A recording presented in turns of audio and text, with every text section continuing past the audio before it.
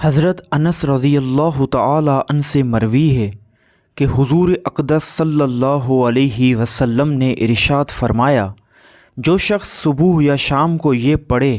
اللہم انی اصبحت اشہدک و اشہد حملۃ عرشک و ملائکتک و جمیع خلقک انک انت اللہ لا الہ الا انت و ان محمدًا عبدک و رسولک،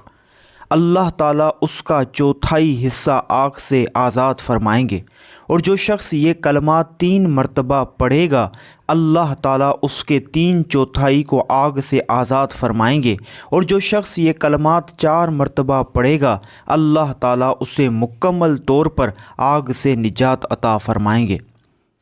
حضرت ثوبان رضی اللہ تعالی عنہ سے مروی ہے کہ حضور اقدس صلی اللہ علیہ وسلم نے ارشاد فرمایا، جو شخص یہ کلمات رضیت باللہ ربا و بالاسلام دینا و بمحمد الرسول